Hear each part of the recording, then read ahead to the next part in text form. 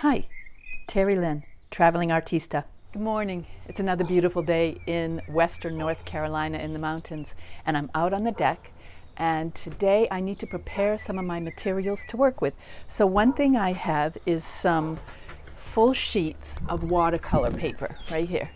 Don't want to blind you. So I don't need it this big. I am going to show you how I divide the paper. I don't just cut it because I love the deckled edge, and I'll show you that in a moment. Well, here's my beautiful 300-pound watercolor paper. I'm not going to do a full sheet, so I am going to cut it down, but I'm not going to cut it because one of the things I like about all rag, archival watercolor paper is this beautiful deckled edge right here along this edge. It's just natural, and sometimes when you finish a painting, you can mat under that and leave that beautiful natural edge showing. I'm going to turn it over here. So what I don't want to do is cut it with a utility knife or some other implement. So I am going to prepare this by bending the paper and then tearing it. I take the paper, move my tools out of the way,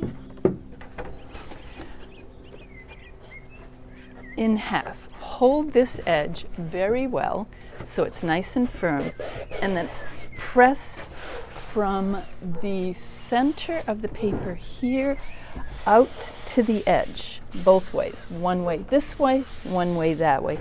Then I take a tool, any kind of soft, not soft, but a hard tool that's not going to crimp or make a mark in the paper. Like, you don't want to use the sharp edge, you want to keep it toward that softer edge. This is just a clay tool I use. It's a clay rib. So I'm going to press that down now that I have started it.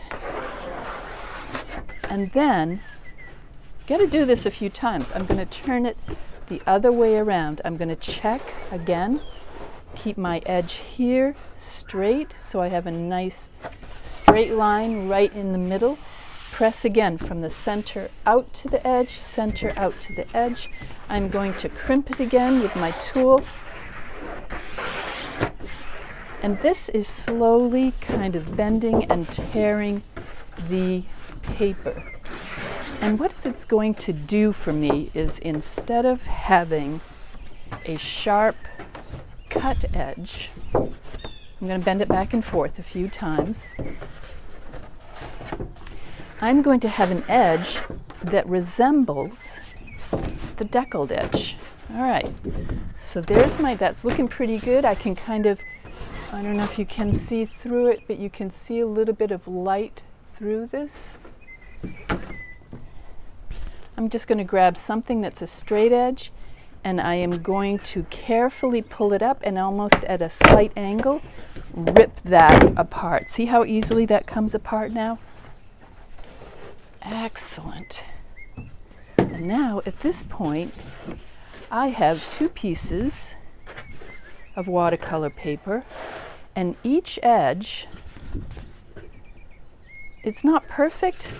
Here's your natural edge right here, and here is the ripped edge, but it's more similar to the deckled edge than a cut piece. And if you want to later on mat that with the mat underneath and then this natural edge showing on top, you can do it, and it looks very nice.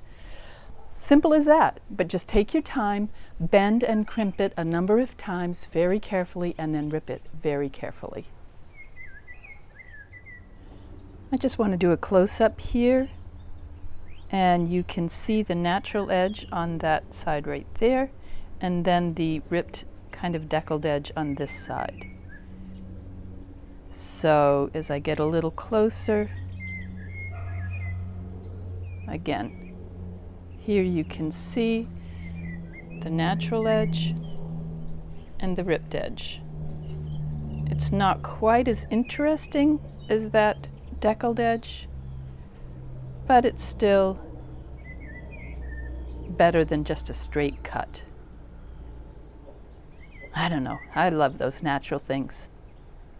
Okay, that's all there is to it. I hope this quick little video gave you some ideas about one of the best ways to make a piece of thick paper smaller.